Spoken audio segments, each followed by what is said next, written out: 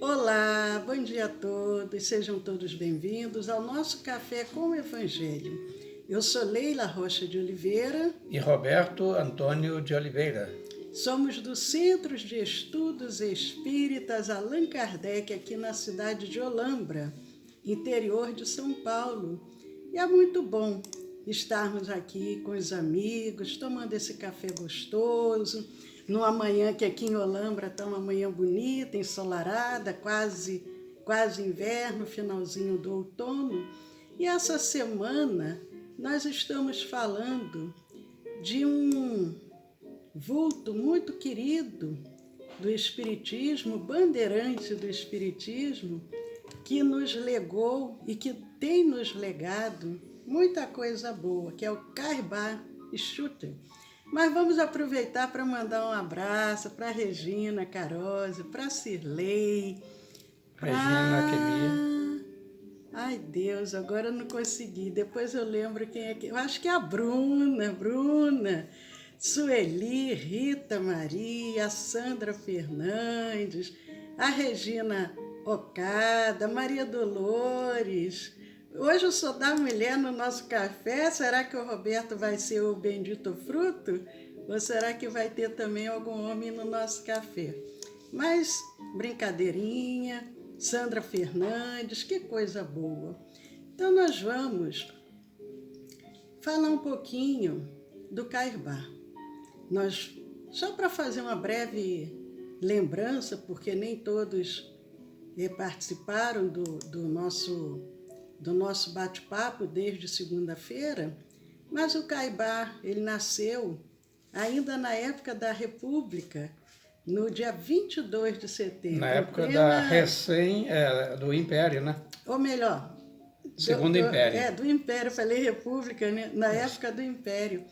Nasci em plena primavera, 22 de setembro de 1868. Ele nasceu no Rio de Janeiro.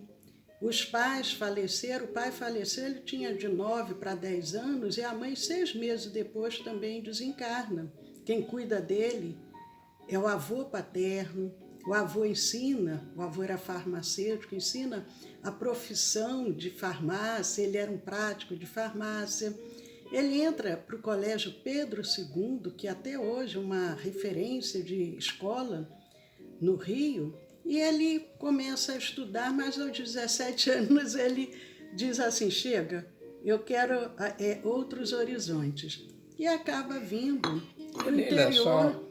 Só para recordar, é que na verdade a cidade do Rio era a capital da recém-inaugurada República, mas na época ele nasceu ainda era Império, e já contava em torno de 800 mil habitantes, então era uma cidade cosmopolita, urbana, com uma vida noturna, né, férica, muito vibrante, e imperava aí a boemia, já era possível, aliás, naquela época, as jogatinas, né?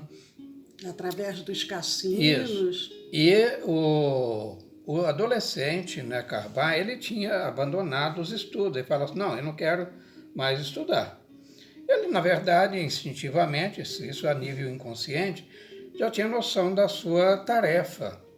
E aí ele opta por quê? Para ser prático de farmácia. E ele vem para o interior. E trabalhava muito. Trabalhava muito durante o dia e à noite. O que acontecia? À noite ele ia para as festividades. Né? Para os ambientes não muito muito favoráveis. E aí o médico diz a ele o quê?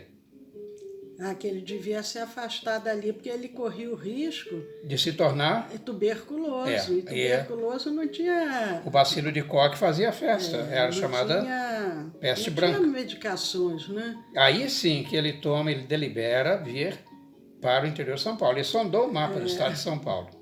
E aí deve ter fechado os olhos e fez assim, tum. Não foi assim não.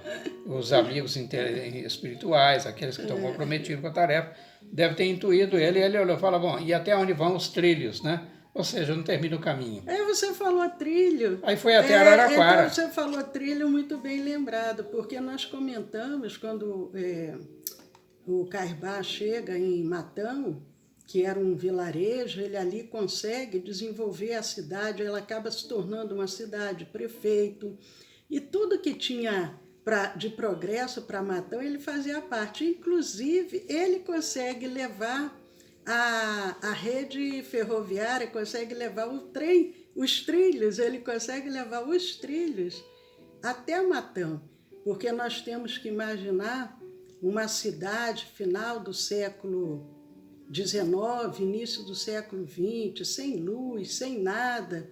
E o progresso ele conseguiu, porque ele era um homem muito culto, empreendedor, muito empreendedor, ele consegue desenvolver a cidade. Ele não ficou ali de uma forma pacata. Ao contrário, nós vimos que ele fundou o primeiro centro espírita, a primeira farmácia. E vimos também que a vida dele não era assim fácil, em função da opção religiosa, ele sofria muitas perseguições. Nós falamos do padre que queria fechar o centro espírita, foi até atrás do delegado.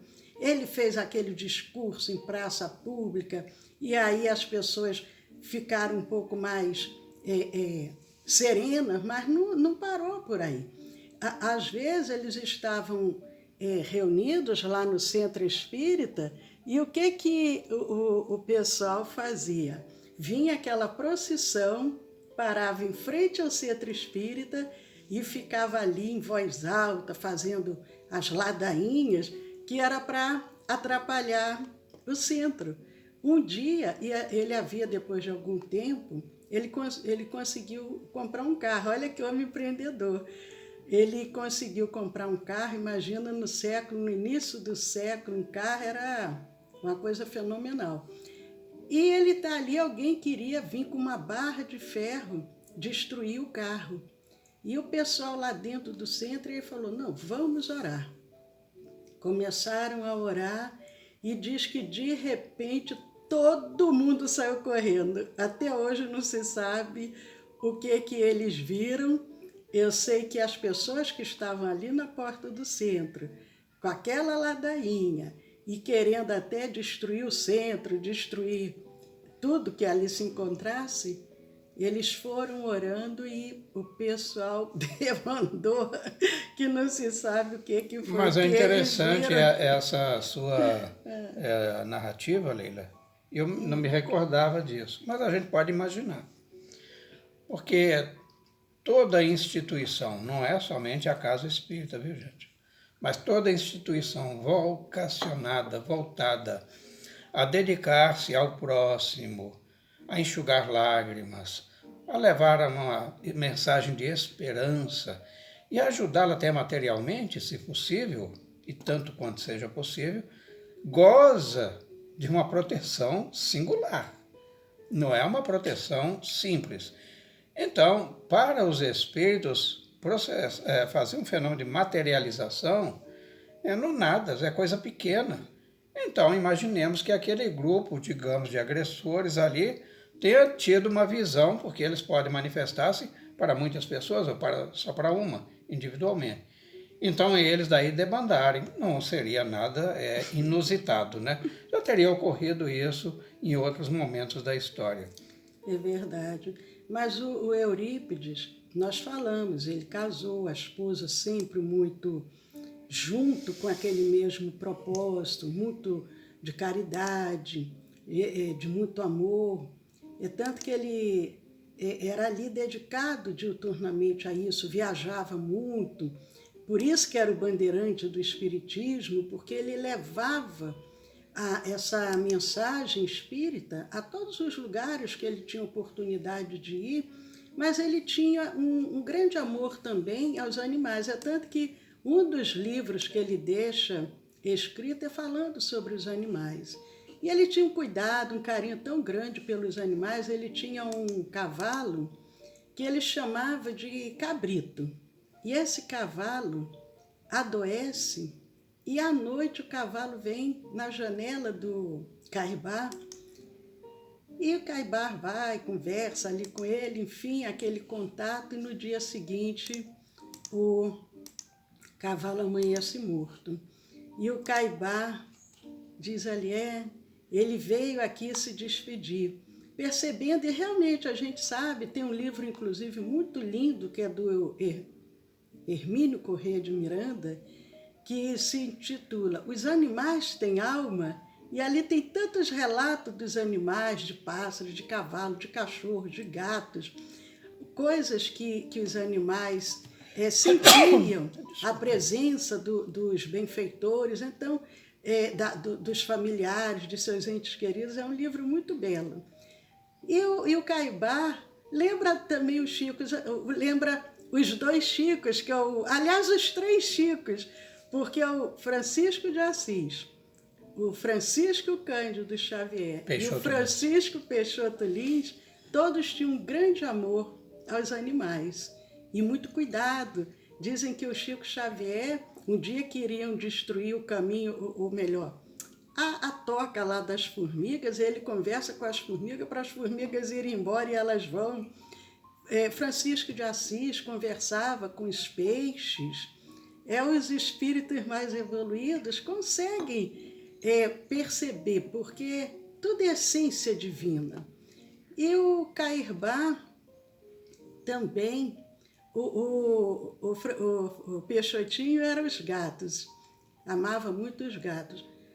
E o Cairbá, ele tinha aquele amor pelos animais. Então ele tinha uma aranha que fazia parte da família. E um belo dia... Aranha doméstica. Um belo dia, entra alguém ali desavisado e a aranha se coloca entre o convidado e ele. E o Caibá. E o Caibá. E aí o homem rapidamente vai e pá, pisa na aranha e mata a aranha. E são protestos do Caibá, né? Mas por que você fez isso? Ele fica triste porque...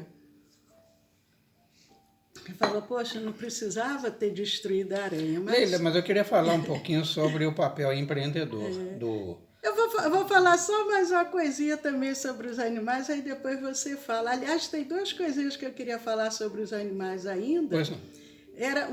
Foi o caso de ele vinha alguém dirigindo o carro, não era ele que estava dirigindo. Ele era o carona. Ele era o carona e uma cobra no meio do caminho. E aí a pessoa vai, passa por cima da cobra. E ele fala, mas, poxa vida, por que você fez isso? Mas era uma cobra. Ele falou, mas você podia ter desviado.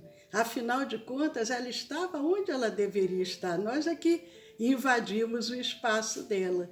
Então a gente percebe, né, aquele carinho. Outro fato também, hoje em dia muita gente faz isso, não sei porquê, que não tem muita, na minha cabeça, não tem muita lógica, mas já é um processo de respeito aos animais, já é um avanço a mais. Convidaram ele para ir pescar, ele foi, mas daqui a pouco ele já está vindo embora, e alguém, você já vai embora? Vou, porque eu peguei um peixe. E quando eu tirei o anzol e vi ali a boquinha dele sangrando, me deu tanta pena. Aí eu fiz uma oração e devolvi ele para o rio. E então ele era assim. Mas aproveitar antes do Roberto falar mais alguma coisa, aproveitar para mandar um abraço para a Cristiane, para a Gleice e Sandra Fernandes, acho que já falamos, Mara Fernandes, Maria Dolores, Cirlei, Daniele, que bom, estamos aqui, todos tomando o nosso cafezinho junto. Mas o que você queria falar, Roberto? Nós sabemos que os grandes iniciadores da divulgação, eles têm lá os seus percalços, né? Nós temos o primeiro, que nós botamos como referência lá atrás, né, no cristianismo primitivo, que foi Paulo de Tarso, né? Sofreu todas aquelas agruras inerentes à tarefa do pioneiro, e 18 séculos depois viria Allan Kardec. E no século seguinte, né, 1800 aliás, no mesmo século, 1868, mas despontando sobretudo nesse século passado, século XX, então, Kardec teve lá a Revista Espírita, e o Carvalho falou assim, se queremos que a divulgação do Espiritismo ela rompa com as fronteiras, ela tem que ser através de um periódico. E aí ele cria, hoje que é a editora Clarim, mas uma coisa assim, algo muito rústico, aquelas impressoras antigas. Vocês imaginam uma impressora que você tenha que trabalhar no pedal, como máquina de costura. Né? Eu acho, com o meu joelho assim, eu falo assim, olha, você não está qualificado para essa tarefa. E não era imprimir um exemplar, eram milhares. Chegou ao ponto de, em 1913, ele distribuir 40 mil exemplares. Nós já falamos sobre o que ocorreu no final de 1913. Mas então, como era mantida essa gráfica? Era com muito sacrifício. Pessoas, para vocês terem uma ideia, o espaço onde funcionava a gráfica, lá atrás, era terra, ou melhor, era um espaço de chão batido, terra. Esfriava muito no inverno. E para manterem-se aquecidos, eles então faziam fogo ali para poder conseguir, porque varava a madrugada para entregar, porque depois de impresso, com muita dificuldade, e ainda tinha que guilhotinar, ou seja, fatiar uma por uma aquelas páginas. Era uma tarefa ingente. Hoje é tudo informatizado, muito né? tranquilo hoje, né? Vamos ter que admitir. E outra coisa mais, Leila, devido ao frio e à qualidade da tinta, que hoje já não mais ocorre isso, e ela não poderia abaixar de determinada temperatura, porque senão os impressos estariam manchados, né? Aquelas partes claras e legíveis. Então também aquecimento para manter a tinta naquela condição. E muita dificuldade. Às vezes, por exemplo, o papel importado, eles eram boicotados na alfândega. E com a dificuldade de locomoção da época, Carvalho, tinha que sair lá de Matão, ir lá no porto e na aduana desembaraçar aquilo ali, uma atividade burocrática, quando ele poderia... Devia levar mais de um dia, porque para ir e voltar, de repente levava até uma semana, porque naquela época... Por que estamos recordando isso? Porque para ver o seguinte, a perseverança tem que estar na raiz das nossas iniciativas, senão elas não prosperam. A tarefa de divulgação da doutrina, a tarefa de levar a mensagem do Cristo aos corações angustiados e necessitados, não vai acontecer. Com certeza, é muito importante, porque às vezes a gente até pode estar pensando assim, mas por que tem que ser o Espiritismo? Só que nós, quando já somos realmente espíritas e que já compreendemos toda essa essência da doutrina, nós percebemos, não por vaidade ou por sentirmos que somos melhores do que outros, mas é uma religião que ela é completa, porque ela consola, ela esclarece, ela orienta, ela dá esperança. E isso proporciona àquele que toma esse conhecimento o fortalecimento para suas dores, o entendimento, um consolo para uma perda. Logicamente que a saudade, a tristeza vai permanecer, mas a pessoa vai começando a ter um consolo maior, a evitar muitas das vezes uma fuga através de um suicídio, porque ele vai saber como que é realmente o outro lado da vida, que não adianta fugir, porque essa fuga vai aumentar mais ainda o sofrimento. E Caio Bar, ele tinha essa noção. Se fosse hoje, e através das mensagens que ele enviou, depois de desencarnado, ele coloca muito isso, a importância dessa divulgação, trabalhar essa divulgação. Ele utilizou tudo que ele podia naquela época. Ele tinha um programa no rádio, programa radiofônico. As pessoas não tinham rádio, ele comprou rádio, deu rádio de presente para as pessoas lá em Matão poderem assistir os programas. Ele ia semanalmente para Araraquara para fazer um programa de rádio. Então, todas as possibilidades que havia naquela época para divulgar aquela doutrina consoladora, a terceira revelação, ele estava ali. Nosso tempo já está chegando ao fim, como o fim também carnal do nosso querido amigo benfeitor, nosso bandeirante do Espiritismo. Porque, logicamente, que o nosso tempo aqui na Terra é um tempo finito. O corpo físico ele tem um prazo, ele tem um selo que nos dá um prazo. E a idade, ele até para aquele período, ele viveu bastante, ele viveu cerca de 70 anos. Foi muito, porque a média de vida era muito menor. Mas ele adoece, ele teve, depois de uma curta enfermidade, ele começou a sentir os primeiros sintomas da enfermidade no dia 13 de janeiro de 1938.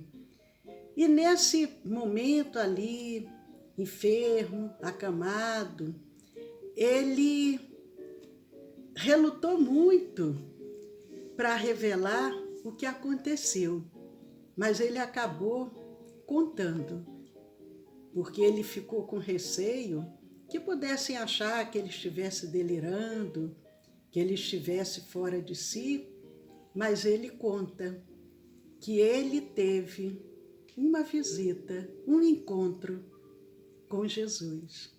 Jesus vem pessoalmente consolá-lo, conversar com ele, dar a ele aquele bom ânimo, preparando ele para esse retorno. E amanhã nós vamos continuar para dizer quando é que ele desencarnou, como é que foi esse processo de desencarne, e falaremos também dessa chegada dele ao mundo espiritual, de Alvorada Nova, aonde ele agora se encontra, trabalhando com muito mais afinco, com muito mais determinação, como espírito liberto, que não tem mais as amarras da carne, não tem mais o peso da idade, das enfermidades, das perseguições.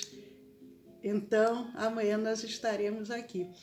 Mas hoje é quinta-feira, às 20 horas, o nosso curso de Espiritismo. Ao final, a nossa vibração, a nossa irradiação, a magnetização das águas, das medicações e o passe magnético espiritual. Aproveitar para ver se mais alguém entrou para dar uma despedida.